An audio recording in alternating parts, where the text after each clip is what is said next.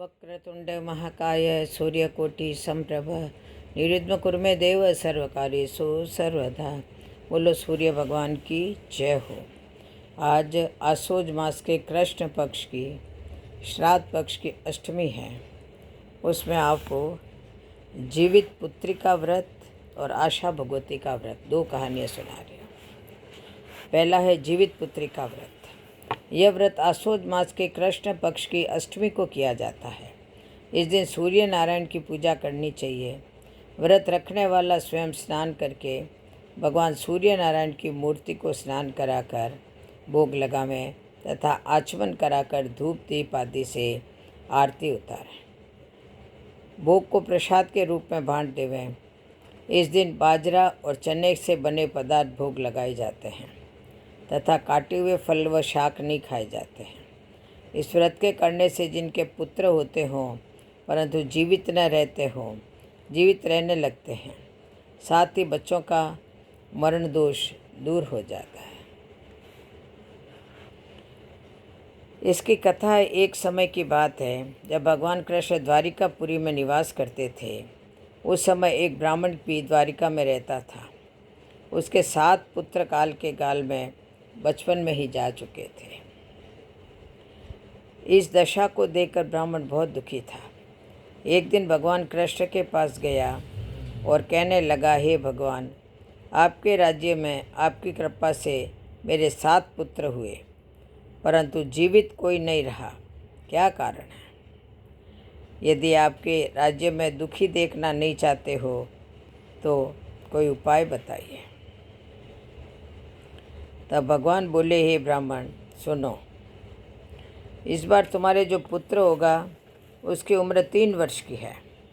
उसकी उम्र बढ़ाने के लिए तुम भगवान सूर्य नारायण की पूजा होने वाले पुत्र जीवी व्रत को धारण करो, तुम्हारे पुत्र की आयु बढ़ेगी।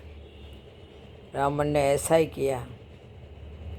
जब सब परिवार हाथ जोड़ और खड़े होकर इस प्रकार विनती कर ही रहा था, सूर्य देव विनती सुनो, पाऊँ दुख अपार,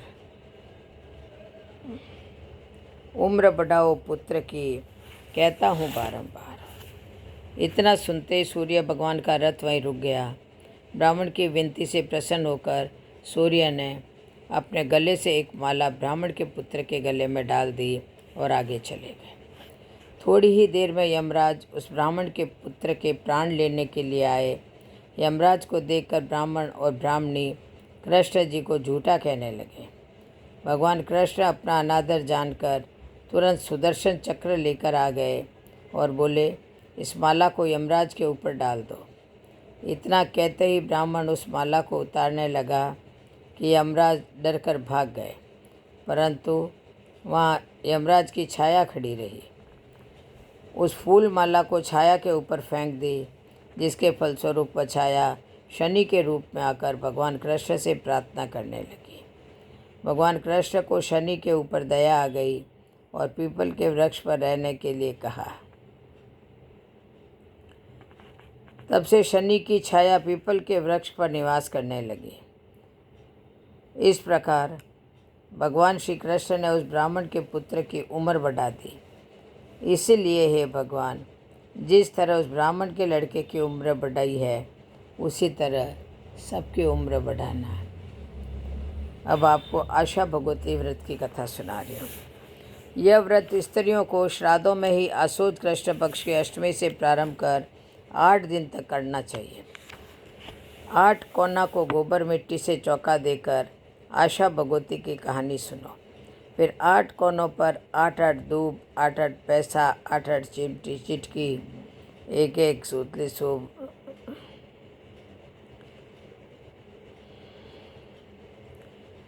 1-1 फल, 1-1 सुआली, 8-8 रोली, 8-8 काजल की बिंदी रखें। 8 कोनों पर 1-1 दीपक जलावें। इस प्रकार नित्य प्रति 8 दिन तक पूजा करें और कहानी सुनें। 8वें दिन 1-1 सुहाग पिटारी 8 कोनों पर चढ़ावें और इसी दिन व्रत भी रखें। व्रत वाले 8वें दिन 7 सुआली का बायना काट कर सासू जी को दे दें। स्वयं भी 8 सुआली तथा फल एक साथ समय खाकर व्रत कर गया। उपयुक्त लिखी विधि अनुसार पहले आशा भगवती का पूजन करना चाहिए। इसके लिए 9 सुहाग पिटारी मंगवाएं जिसमें सुहाग की सभी वस्तुएं हुए। फिर 8 सुहाग पिटारी तो 8 कोनों पर चढ़ा देते और 1 सुहाग पिटारी अपने सासू जी को पाए लगा कर दे देते। 8 सुहाग पिटारियों में से एक एक सुहाली भी रख देवें। इसके बाद 8 सुहागिन ब्राह्मणियों को भोजन करावें। कराकर प्रत्येक को एक एक सुहाग पिटारी व दक्षिणा दे देवें। आशा भगवती की पूजा करने के बाद कहानी सुननी चाहिए। अब कहानी क्या है, कथा है इसकी। हिमाचल नाम का एक राजा था। उसके 2 लड़कियां थीं। एक का नाम गौरा और एक का नाम पार्वती था। एक दिन हिमाचल ने उन दोनों लड़कियों को अपने पास बैठाकर पूछा कि तुम दोनों किसके भाग्य से खाती हो। इस पर पार्वती ने कहा कि मैं अपने भाग्य का खाती हूँ और दक्षिणा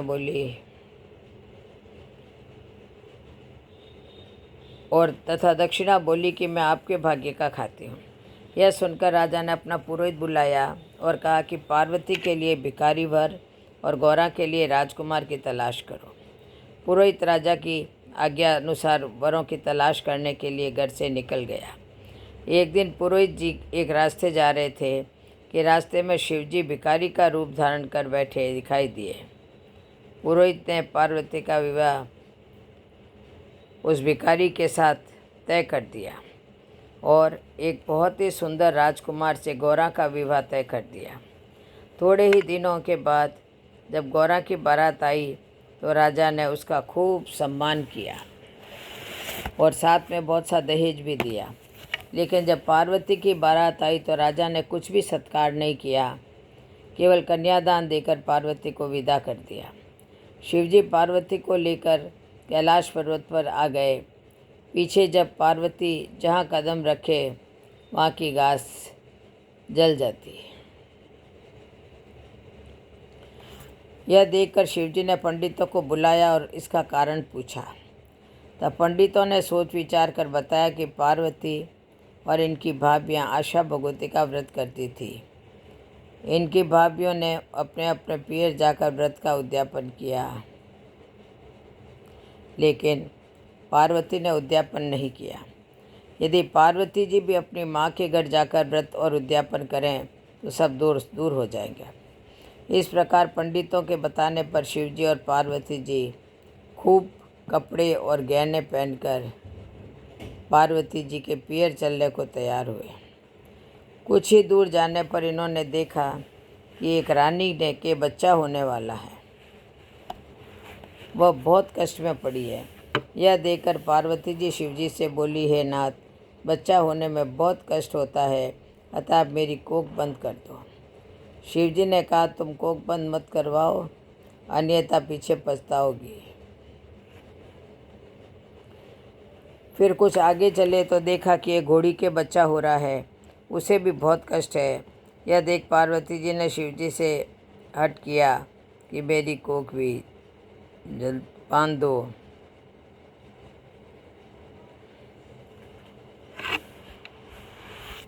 तभी आगे चलूँगी, बच्चा होने में कष्ट होता है। शिवजी ने पार्वती जी को बहुत समझाया कि कोख बंद कर देने के बाद में तुम्हें बहुत पछताना होगा, परंतु पार्वती जी नहीं मानी और अंत में निराश होकर शिवजी ने पार्वती जी की कोख बंद कर दी। तब वे दोनों सज धज कर आगे चले। उधर गौरा ससुराल में बहुत दुखी थी। इधर जब पार्वती शिवजी के साथ पियर पहुंची तो उनके माता पिता उन्हें एकाएक न पहचान सके। जब पार्वती जी ने अपना नाम बताया तो राजा रानी बहुत खुश हुए। राजा को अपनी पुरानी कई बात याद आ गई। उन्हें पार्वती जी से पुनः पूछा कि तू किसके भाग्य का खाती है। पार्वती जी ने तुरंत उत्तर दिया, मैं अपने भाग्य का खाती हूँ। ऐसा कहकर पार्वती अपने भाभियों के पास चली गई। वहाँ जाकर देखती है कि वे आशा भगवती का व्रत और उद्यापन कर रही है। यह देखकर पार्वती ने भाभियों से कहा कि मेरे उद्यापन की कोई तैयारी नहीं है, वरन मैं भी व्रत और उद्यापन करती। सब भाभियों ने कहा, हे पार्वती, तुम्हारे क्या कमी है, तुम्हारे केवल कहने की देर है, शिवजी स्वयं ही सब तैयारी कर देंगे। पार्वती जी ने शिवजी से कहलवाया कि मुझे व्रत और उद्यापन करना है। तब शिवजी ने पार्वती जी के पास एक मुंदड़ी भेज दी और कहलवा दिया कि इसे जो मांगोगी वही मिल जाएगा। पार्वती जी ने उस मुंदड़ी से उद्यापन के सभी सामान मांगे। मुंदड़ी ने तुरंत सभी सामान भी सुहाग की पिटारी सहित ला दिया। यह सब देखकर भाभीयों ने पार्वती जी से कहा कि हम लोग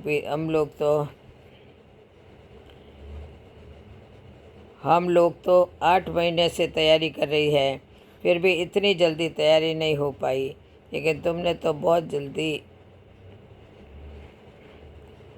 सब कुछ तैयारी कर ली। फिर सबने खूब धूमधाम से उद्यापन और व्रत किया। इसके बाद राजा ने शिवजी को भोजन करने के लिए बुलाया और उन्हें खूब मिठाई और सुंदर सुंदर भोजन कराए। यह देखकर सब स्त्री पुरुष कहने लगे कि पार्वती को भिखारी के लिए दिया, किंतु वह तो अपने ही भाग्य से राज्य कर रही है। तब शिवजी ने भोजन करना शुरू किया तो उन्होंने इतना खाया कि पूरी रसोई में सिर्फ पतली सब्जी छोड़कर कुछ भी नहीं बचा। पीछे पार्वती वही सब्जी खाकर पानी पीकर शिवजी के साथ घर के लिए चल दी। रास्ते में धूप के कारण वे दोनों एक पेड़ के नीचे बैठ गए। तब शिवजी ने पार्वती से हंसकर पूछा कि तुम क्या खाकर आई हो? पार्वती जी बोली, जो आपने खाया वही मैंने भी खाया। शिवजी यह बात जानते थे कि पार्वती ने केवल सब्जी ही खाई है। इस पर शिवजी को हंसी आ गई और बोले कि तुमने तो सिर्फ सब्जी खाकर पानी पीकर आई हो। इस पर पार्वती जी बोली, महाराज आपने सब बात खोल दी, अब आगे कोई बात मत खोलना। मैंने हमेशा ससुराल की इज्जत पियर में रखी और पियर की इज्जत ससुराल में रखी। थोड़ी देर बाद उठकर अब जब आगे चली तो सूखी घास पर पार्वती के पैर पड़ते वह हरी हो गई। जब और आगे बढ़ी तो देखा कि वह भी हरी हो गई है।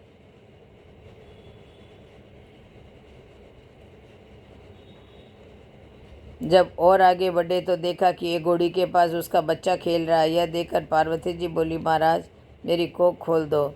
तब शिवजी ने कहा, मैंने तो पहले ही बहुत मना किया था कि वह कोख बंद मत कराओ, अब कैसे खोलें? जब ये दोनों आगे और बढ़े तो देखा कि रानी यमुना पूजन के लिए जा रही है। यह देखकर पार्वती जी ने पूछा, महाराज ये कौन है? तो शिवजी ने कहा, यह वही रानी है जो कष्ट में पड़ी थी, इसके लड़का हुआ है। तब तो पार्वती जी ने शिवजी से हट पकड़ ली कि मेरी कोख पहले खोल दो। पार्वती जी का हट देखकर शिवजी ने मैल से गणेश जी को बनाया। सब निगाचार करके पार्वती जी से यमुना पूजन कराया। अब पार्वती जी बोली कि मैं तो सुहाग बांटूंगी। यह बात सब जगह फैल गई तो पार्वती जी सुहाग बांटेगी, जिसको लेना है वो ले जाओ। यह सुन साधारण सी स्त्रियाँ तो दौड़ दौड़ कर सुहाग ले आई। ब्राह्मणी और वेश्य स्त्रियाँ सज धज के सुहाग लेने के लिए देर से पहुँची। तब शिवजी पार्वती जी से बोले, इनको भी सुहाग दो। अब पार्वती जी बोली, मैं तो सब सुहाग बांट चुकी हूँ। इस पर शिवजी ने कहा, इनको तो सुहाग देना ही पड़ेगा। तब पार्वती जी ने नुआ में से मेहंदी, मांग में से हिंगलू, टीका में से रोली और कोया में से काजल निकाला और चिटकी अंगुली से छींटा दिया। सब लोग पार्वती जी की जय जयकार करने लगे। इस प्रकार किसी को निराश नहीं किया। हे पार्वती जी, जैसा आपने उन सबको सुहाग दिया उसी तरह हमें भी सुहाग देना। बोलो शंकर भगवान पार्वती जी की जय हो। जय जय श्री राधे, जय जय श्री कृष्ण, जय जय।